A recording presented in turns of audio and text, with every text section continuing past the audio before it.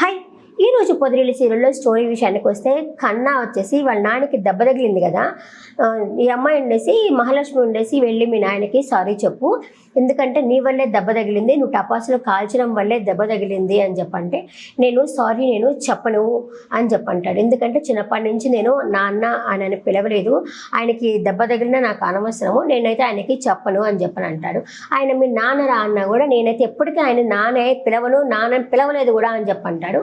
అక్కడికి పెద్ది వస్తాడు. పెద్ది వచ్చి ఏం జరిగింది అంటే ఆ బయట కూర్చొని కదా ఒక ఆయనకి నేను పోయి సారీ చెప్పాలంట, నేను చెప్పను అనేసి కన్నా అంటాడు. మాధవ్తో కూడా వచ్చేసి ఇంకా ఈ అమ్మ ఏం మాట్లాడదు, కామ్గా అలాగే చూస్తుండిపోతుంది. ఇంకా మాధవ్ వచ్చి ఏందమ్మా నీతో కూడా ఇంత పెడదిరంగా మాట్లాడుతూ ఉన్నాడు ఏందమ్మా అంటే, తెలియదు పెద్ది అంటే, నేను చూసుకుంటానులే పెద్ది, నాకు తెలియదు కానీ నేను చూసుకుంటానులే అని చెప్పంటుంది. ఇంకా కన్నా సైడ్కి వెళ్ళేసి ఆలోచిస్తూ ఉంటాడు. అంటే వాళ్ళ నాన్నతో వాళ్ళ అమ్మ ఎవరు అని చెప్పి అడిగింది, ఆ మాటలన్నీ గుర్తొచ్చి ఆలోచిస్తూ ఉంటాడు. ఇంకా ఆలోచించేసి తన దగ్గరకు వస్తాడనమాట. వాళ్ళ వదిన దగ్గరకు వచ్చేసి సారీ వదిన అని చెప్తే వినిపించుకోదా మాట. ఇంకా పెద్దితో వంట చేస్తా, పెద్ది ఆనియన్ కట్ చేయమంటారా, మిక్స్ చేయమంటారా చెప్పు పెద్ది అని చెప్పి అలా మాట్లాడుతూ ఉంటుంది. మాధవ్ కూడా ఇలా చూస్తూ ఉంటాడు. అమ్మాయి సై అతని సై కానీ ఏం మాట్లాడు, ఎందుకంటే ఇద్దరు కావాల్సిన మనుషులే. ఒక పక్క కన్నా కావాలి, ఆ అమ్మాయి కావాలి, కాబట్టి ఎవరి సైడ్ ఏం మాట్లాడు అలాగే చూస్తూ ఉంటాడు. అంతసరికి వదిన సారీ వదిన అని చెప్పేసరికి అయ్యయ్యో మీరేంటి సారీ చెప్పడము, మీరంతా గొప్పోళ్ళు, మీరంతా పెద్దోళ్ళు, అయినా మీరేంటి సారీ చెప్పటము అని చెప్పి అని అంటుంది. అయినా మీకు దెబ్బలు తగిలితే ఏమవుతుంది, ఇంకేమన్నా ఏమవుతుంది, మీకు అంత గిల్టీ ఏం ఉండదు కదా సార్ అని చెప్పనేసరికి కాదు వదిన సారీ అంటే, సార్ మాకు ఇక్కడ అడ్డం సార్, మీరు కొంచెం సైడ్ తిరిగితే మేము పని చేసుకుంటాం సార్, మా పనికి అడ్డం లేండి సార్ అని చెప్పేసరికి కన్నాకి బాధేసి ఇలా కొట్టుకుంటాడు. తప్పైపోయింది సారీ అని చెప్పి ఇలా కొట్టుకుంటాడు. ఇంకా మహాలక్ష్మి దగ్గరికి వచ్చి సరేలే వదిలేసి అని చెప్పని అంటుంది. లేదు సారీ క్షమించానంటేనే నేను వెళ్తాను అంటే, సరేలే కన్నా వెళ్ళి ఇక్కడి నుంచి స్మైల్ అని చెప్పేసి చెప్తుంది. అక్కడి నుంచి అయితే వెళ్ళిపోతాడు. ఇంకా కన్నా ఇంకా టిఫిన్ అయితే చేసుకుంటారనమాట. అందరూ వచ్చి కూర్చుంటారు తినడానికి. ఏం చేశారు అంటే టిఫిను అని అంటుంది మహాలక్ష్మి. కనుక ప్రతి ఒక్కరు ఏం చేశారంటే టిఫిన్ అని చెప్పని అంటారు. ఇంకేం చేశారంటే ఉప్మా అని చెప్తుంది మహాలక్ష్మి. ఏంటి అందరూ ఉప్మానా అని చెప్పి పైకి లేకపోతే కర్ర తీసుకుంటుంది. లేసారంటే ఒక్కొక్కరిని వాయిస్తాను అన్నట్టు అందరూ కూర్చుంటారు. ఇంకా వాళ్ళు అన్న వచ్చేసి ఉప్మా కాదులేరా బిర్యానీ చేశాను నేను, అందరూ బిర్యానీ తినండి అని చెప్పేసి వాళ్ళ అన్న అయితే తీసుకొచ్చి బిర్యానీ తీసుకొచ్చి ఇస్తారు.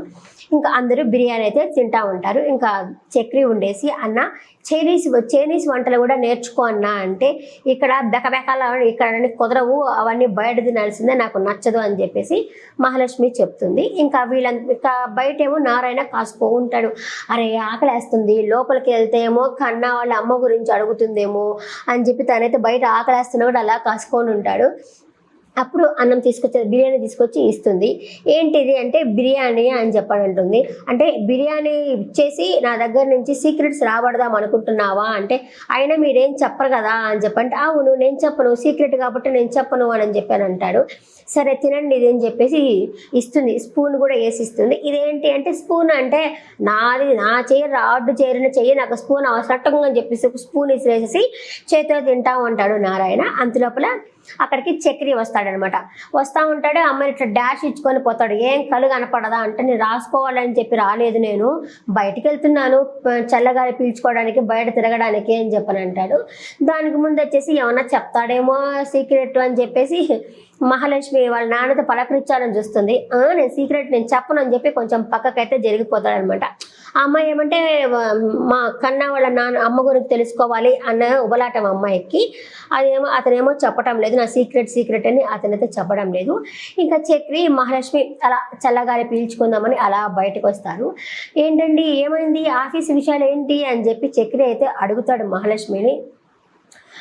ఏముందంటే ఇప్పుడు నేను చేసిన వర్క్ మా విక్కీకి నచ్చలేదు అంటే, మీ విక్కీ ఆయన ఎవరు అంటే మా బాసు అంటే, బాసుని కూడా పేరు పెట్టి పిలుస్తారా మీరు అంటే, అవును అక్కడ అంతే అలాగే పిలుచుకుంటాము, నా వర్క్ ఏమో ఆయనకి నచ్చలేదు, అయినా సరే నేను వర్క్ నేర్చుకొని మరీ నిరూపించుకుంటాను అంటే, అదేంటండి అప్పుడే మేము వర్క్ రాలేదని చెప్పి మిమ్మల్ని తిట్టారా అంటే, తిట్టడం కాదు నేర్చుకోమని చెప్పడము, అయినా సరే నేను బాగా చేసి నిరూపించుకుంటానని చెప్పి అక్కడి నుంచి అయితే వెళ్ళిపోతుంది. ఇంకా నెక్స్ట్ డే అయితే రెడీ అవుతూ ఉంటారు వెళ్ళడానికి. ఇంకా అక్కడ కేశవ తింటూ ఉంటాడు.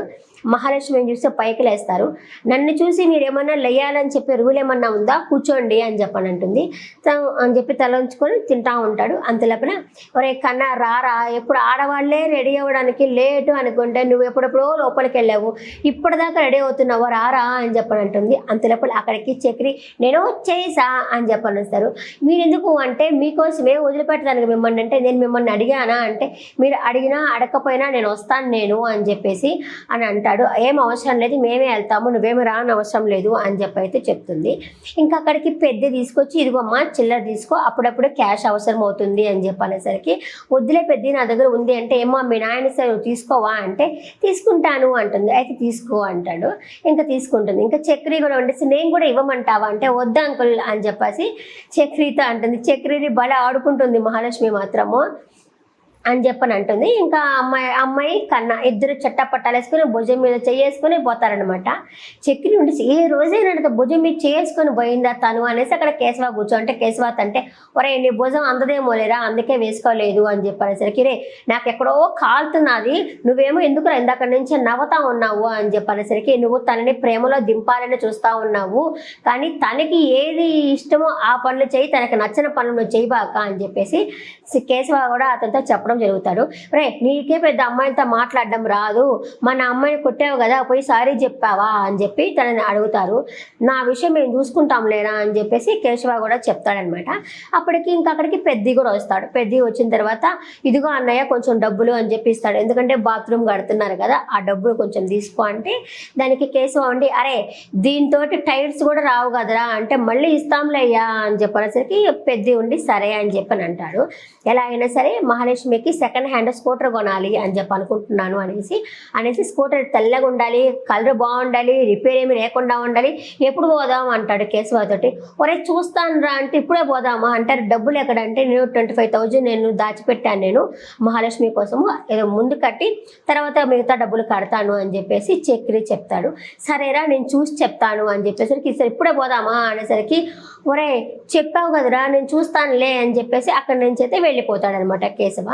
ఇంకా కేశవ వెళ్ళేసి అక్కడ బుస్సు ఉంది కదా ఆ అమ్మాయి వచ్చేదారిలో కాసుకో ఉంటాడు. ఎందుకంటే ఆ అమ్మాయి వస్తే తనకి సారీ చెప్దామన్న ఉద్దేశంతో అక్కడే కాసుకొని ఉంటాడు తన కోసము. తనైతే తను వాళ్ళ ఫ్రెండ్తో వస్తూ ఉంటుంది అనమాట. వాళ్ళ ఫ్రెండ్తో మాట్లాడుతూ వస్తుంది. నేను ఇంకా తన మొహం చూడను, నేను నన్ను కొట్టాడు అని చెప్తా వస్తుంటుంది. అంత ఎదురుగా అతన్ని చూసి కేశవాన్ని చూసి అరే అదిగోనే అక్కడ ఉన్నాడు అనేసరికి ఉంటే ఏమి పద పోదాము అని చెప్పేసి అంటుంది. ఇలా వస్తున్నప్పుడు చెయ్యి పెట్టి ఆపుతాడు కేశవ. అంతలోపల వాళ్ళ ఫ్రెండ్ బైక్ ఆపుతుంది. ఆపిన తర్వాత ఎందుకు ఆపేవే పోదామని చెప్తే చెయ్యి ఊపాడు కాబట్టి ఆపాను అని చెప్పంటుంది. తను ఉండేసి కేశవ ఉండేసి నీతో కొంచెం మాట్లాడాలి అనేసరికి ఏమున్నాయి మాట్లాడడానికి, నేను మాట్లాడాల్సిన అవసరం నాకు లేదు అని చెప్పంటుంది. చేయి పట్టుకుంటాడు. మాట్లాడతాను అనేసరికి చేయి ఎందుకు పట్టుకున్నావు, నేను పెళ్ళాన్నా నేను లవ్వర్నా, నీ లిమిట్స్లో నువ్వు ఉండు అని చెప్పి తనేమో సారీ చెప్పడానికి వచ్చారు. కానీ ఈ అమ్మాయి మాట్లాడుతూనే ఉంది. నీతో కొంచెం మాట్లాడాలంటే ఏముంది మననే చెప్పావు కదా టైం వేస్ట్ చేసుకోబాక నీ పని నువ్వు చూసుకో అని చెప్పావు కదా, నాకు బుద్ధి వచ్చింది, నేనైతే ఆ బౌద్ధ విషయం కొంత కూర్చున్న బుద్ధుల్లాగా నీ మాటల వల్ల నాకు బుద్ధి వచ్చింది, నువ్వు నా మాటలకి అడ్డు రాబాక, నాకు అడ్డు రాబాక, నా పనికి అడ్డు రాబాక, నేనైతే వెళ్తున్నాను ఇక్కడి నుంచి అని చెప్పేసి అక్కడి నుంచి వెళ్తుంది. నేను సారీ చెప్దామంటే ఈ విధంగా మాట్లాడేసిపోయిందో తింగరదో మంచిదో అర్థం కాలేదు అనేసి కేశవ అయితే అనుకుంటాడు. కేశవ కొంచెం అమాయకంగా ఉన్నాడు కదా దీంట్లో అని చెప్పేసి తనైతే వెళ్ళిపోతాడనమాట. వెళ్ళిన తర్వాత ఇంకా వీళ్ళని చూపిస్తాను ఆఫీసులో మహాలక్ష్మి వచ్చేసి కూర్చొని తినడానికి కూర్చో ఉంటారు. అంతలోపల అక్కడికి విక్కీ కూడా వస్తాడు. విక్కీ వచ్చి ఏంటి నన్ను పిలవకుండా కూర్చున్నారా అని చెప్పంటే బంతి భోజనం కాదు కదా పిలవడానికి, నన్ను ఎవరు పిలవలేదు నేను వచ్చేసాను అని చెప్పేసి తను అంటుంది. సరే మీ ఇంట్లో ఎవరు వంట చేస్తారు అని చెప్పేసి అడిగితే వంట వచ్చిన వాళ్ళు చేస్తారు అని అంటుంది. మీరు వంట చేయరా అంటే నేను కొన్నాళ్ళు బతకాలనుకుంటున్నాను అని చెప్పి చెప్తుంది. అంటే మాటకి మాట ఎదురు సమాధానం చెప్తా ఉంది. ఇంకా పక్కన కొలీగ్ ఉండేసి కాదు బాస్ ఆ అమ్మాయి పర్సనల్ విషయాలు చెప్పదని మీకు తెలియటం లేదా అని చెప్పనేసరికి కాదండి నేను ఎవరితో ఎక్కువ కలవను అని చెప్పేసి మహాలక్ష్మి చెప్తుంది.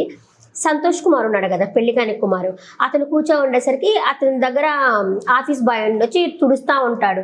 అరే ఉదయం నుంచి ఏం చేస్తున్నావు, నేను తినేటప్పుడు వచ్చి తుడుస్తున్నావు అంటే, ఉదయం అంతా ఆఫీస్ తుడుస్తున్నాను సార్ అని చెప్పేసి అంటాడు. అంతలోపల ఇంకొక అతను వచ్చి ఏమండి కర్రీ వేయమంటారా అని చెప్పి సంతోష్ కుమార్ని అడిగితే, ఏంటి కర్రీ వేస్తావా అంటే, నీకు వైఫ్ ఉంది కాబట్టి నువ్వు కర్రీ చేసుకున్నావు కాబట్టి నువ్వు నాకు కర్రీ వేస్తావా, నాకు వైఫ్ లేదు కాబట్టి నేను కర్రీ చేసుకోలేను కాబట్టి నాకు కర్రీ లేదనుకుంటావా, అప్పుడు అంటే బ్యాచులర్స్ కర్రీ చేసుకోరనుకుంటున్నావా, వైఫ్ ఉంటేనే కర్రీ చేస్తుంది అనుకుంటున్నావా అని అంత క్లాస్ పెడతాడు. మనకి ఒక దండం రాదోతా అనుకోనైనా, నేను పెళ్ళి కాలేదు కాబట్టి సరిపోయింది, పెళ్ళి అయింటే రెండో రోజు ముడ్డు మీద నిలిపోయి ఉండేది అనేసి అనుకుంటా అయితే వెళ్ళిపోతారు. ఇంకా మహాలక్ష్మి కొలిగుండి అడుగుతుంది, ఎందుకు సంతోష్ అలా సీరియస్గా ఉన్నావు, ఎందుకు సంతోష్ కుమార్ ఎందుకు అంత సీరియస్గా ఉన్నావు అంటే, అటుపక్క ఇంకొక ఆయన నుండి మ్యాట్రిమోనీలో సంబంధం కోసం చూస్తే మీ అబ్బాయికి అని అడిగారంట, అందుకే అతను సీరియస్గా ఉన్నాడు అని చెప్పేసరికి ఆ పాయింట్ ఇప్పుడు చెప్పడం అవసరమా అని చెప్పేసి అయితే అంటాడనమాట. ఇంకా వీళ్ళ పాటికి వీళ్ళు తింటా ఉంటారు. తినేసిన తర్వాత మహాలక్ష్మికి ఫోన్ అయితే వస్తుంది. చక్రి ఫోన్ చేస్తాడు, ఏమండి తిన్నారా అని చెప్పి ఫోన్ చేసరికి తిన్నాను అని చెప్పని అంటాడు. అంతలోపల ఇక్కడ కుమారు ఉన్నాడు కదా, కుమారు ఆఫీస్ బాయ్ని పిలుస్తుంటాడు అనమాట. ఇట్రా ఫోన్ పక్కన పెట్టేసి ఇలారా, ఏం చేస్తున్నావు, ఎంతసేపు ఫోన్లో మాట్లాడుతున్నావా అని తిడతాడనమాట. ఈ అమ్మాయి ఫోన్ మాట్లాడుతున్నకి అవతల పక్క ఏమనిపిస్తుంది అతనికి, ఈ అమ్మాయితోనే మాట్లాడుతున్నాడు అనిపిస్తుంది కదా. ఈ అమ్మాయి తప్పు కూడా ఉంది, ఫోన్లో మాట్లాడేది కంటిన్యూ చేసి ఉండాల్సిందే. అలా కంటిన్యూ చేయకుండా ఫోన్ అక్కడ పెట్టేసి వెళ్ళిపోయేసరికి ఏమనుకుంటారు, ఈ అమ్మాయినే తిట్టారు అనుకుంటారు కదా మామూలుగానే. అలాగే అపార్థం చేసుకుంటాడనమాట అతను. అక్కడికి వెళ్ళేసరికి ఇంకా వాళ్ళ బాస్ కూడా వచ్చేసి, ఇదిగో నీ దగ్గర పనిచేస్తున్నారని చెప్పి అంత చీప్గా చూడబాక, నీ ఎంగిలి మెతుకులు కడిగి తీస్తున్నాడు తనను అని చెప్పేసి కుమార్తో చెప్తాడనమాట. చెప్పిన తర్వాత మహాలక్ష్మి వాళ్ళ కొలిగుండి, అదే వికీ క్యారెక్టర్ అంటే నైస్ క్యారెక్టరు, కానీ ఒక పని చేస్తావా, నన్ను లక్కీ అని పిలవద్దు అని చెప్తావా అంటే, ట్రై చేస్తాను అని చెప్పంటుంది మహాలక్ష్మి వాళ్ళ కొలిగ్. ఇంకంతే, ఇతను వచ్చేసి ఏంది ఆ ఫోన్ మాట్లాడుతుంటే తిడతాడా నిన్ను, ఉండు అతని పన్ను చెప్తాను నిండు అని చెప్పేసి అయితే గబగబా ఆఫీస్కి అయితే వచ్చేస్తాడు. ఫస్ట్ ఫోన్ చేస్తాడు, ఫోన్ కట్ చేస్తుంది, ఆఫీస్కి వచ్చేస్తాడు గబగబా. వచ్చేసరికి ఏంటంటే మీరు ఇక్కడ, తనకైతే మొదలే పెళ్లి కాలేదు అని చెప్పననింది, ఇదైనా బయట పెడితే తనే తల ఉంచుకో ఉండాల్సిందే కదా 10 మంది ముందర, తన భయం తనది. ఇక్కడేమి ఏ విషయాలు చెప్పలేదు ఈ అమ్మాయి. ఇంకా తర్వాత వచ్చేసి ఏంటండి మీరు ఇక్కడికి వచ్చారు అని చెప్పి అడుగుతుంది. ఎవడు నిన్ను తిట్టింది ఎవరు, నీకు పని రాదు అని చెప్పింది ఎవరు, ఫోన్ మాట్లాడుతుంటే తిట్టింది ఎవరు, నువ్వు ఏంది ఎవరు లేరు అనుకుంటున్నారా, అడిగేవాళ్ళు ఎవరు లేరు అనుకుంటున్నారా, నేను ఉన్నాను అడగడానికి అనేసరికి మీరు ఇక్కడి నుంచి బయటికి వెళ్ళండి అని చెప్పానంటుంది. అంతలోపల ఆ కుమారు ఉన్నారు కదా, ఆయన కూడా వచ్చేసి ఎవరమ్మా ఇతను అనేసరికి, ఇదే గొంతు, నువ్వే తిట్టుంటావు, గులకరాళ్ళలో వేసిన గలకరా అనే గొంతు నీదే, నువ్వే అరుచుంటావు అని చెప్పి అనేసరికి, నేను ఎందుకు అరుస్తాను, నాకేం అవసరం అని చెప్పి తను కూడా అంటాడు. అంతలోపల వాళ్ళ బాస్ కూడా వస్తారనమాట అక్కడికి. అప్పటికి అమ్మాయి తల ఉంచుకుంటుంది, తల కొట్టేసినట్టు అయిపోద్ది అమ్మాయికి. అందరూ ఆఫీసుల వాళ్ళంతా షాక్ అయి చూస్తూ ఉంటారు, నేను అరిచేదానికి నీకెవరు పని రాదన్నది అని చెప్పేసరికి వాళ్ళ ఓనర్ కూడా వాళ్ళ బాస్ కూడా అలాగే చూస్తూ ఉంటాడు. అంతలోపల సార్ నేను చూసుకుంటాను అని చెప్పేసి బయటకు తీసుకెళ్తుంది. బయటకు తీసుకెళ్ళి ఎవరు రమ్మన్నాడు నిన్ను అని చెప్పి అడిగేసరికి, ఎందుకంటే మీరు భయపడుతున్నారు అంటే, భయంలాగా కనిపిస్తున్నాదా, నాకు తల కొట్టేసినట్టు అవుతుంది. అప్పటికి కూడా అమ్మాయి చెప్పుండాల్సింది, అది కూడా చెప్పదు. తల కొట్టేసినట్టు అయింది, ఎవరు రమ్మన్నారు అసలు మిమ్మల్ని, ఎందుకు వచ్చారు అసలు మీరు ఇక్కడికి అని చెప్పి అయితే అడుగుతుంది. ఇంకా రేపటి ఎపిసోడ్లో తిడుతుంది అనమాట, అసలు నీ రౌడీజం ఉంటే బయట చూసుకో, మా ఆఫీస్కి రావద్దు అని తిడుతుంది. అంతే, పోయి కారులో పడుకుంటాడు రేపటి ఎపిసోడ్లో. అంటే రేపంటే సోమవారం ఎపిసోడ్లో. అదే ఇంక ఇదే ఈరోజు జరిగిన ఎపిసోడ్. నెక్స్ట్ ఎపిసోడ్లో మళ్ళీ కలుస్తాను. మధ్యలో ఒకటి చెప్పడం మర్చిపోయాను, గాయత్రి వచ్చేసి మాధవకి ఫోన్ చేస్తూ ఉంటుంది, పదే ఫోన్ చేస్తుంటుంది, అది కూడా వీడియో కాల్ ఫోన్ చేస్తూ ఉంటుంది. ఫోన్ చేస్తున్నసరికి ఎప్పుడు వీళ్ళు తినే దగ్గర అనమాట, అన్నయ్య ఫోన్ లిఫ్ట్ చేయొచ్చు కదా అంటే, వద్దులేరా అత్తగారింట్లో ఇల్లు చూపిద్దామని ఫోన్ చేస్తున్నట్టుంది అంటే, ఇంకా చిన్నపిల్లలాగా బిహేవ్ చేస్తూ ఉంది అని చెప్పి అంటాడనమాట మాధవ. సరే నచ్చితే ఫోన్ లిఫ్ట్ చెయ్యి అంటే వద్దులే అంటాడు. కన్నా ఉండి బ్లాక్ చేయొచ్చు కదా అన్న అంటే, ఈసారి నాకు ఫోన్ చేసినప్పుడు నేను చెప్తానులే అని అయితే తనైతే చెప్పడం అయితే జరుగుతుంది. ఇదే ఈరోజు జరిగిన ఎపిసోడ్. ఎలా అనిపించింది ఈరోజు జరిగిన ఎపిసోడ్? మాధవ వాళ్ళ ఇంటికి రావడము, అదే వాళ్ళ ఆఫీస్ దగ్గరికి రావడము తప్పు కదా, అమ్మాయి పనిచేసే చోటికి రావడం తప్పని నాకు అనిపిస్తూ ఉంది. కానీ ఈ అమ్మాయి కూడా పెళ్లి కాలేదు అని వాళ్ళకి చెప్పడం కూడా తప్పని నాకు అనిపించింది. మీ ఒపీనియన్ మీరు కమెంట్ సెక్షన్లో కమెంట్ చేయండి. నెక్స్ట్ ఎపిసోడ్తో మళ్ళీ కలుస్తాను. టాటా, బాబాయ్, నమస్తే.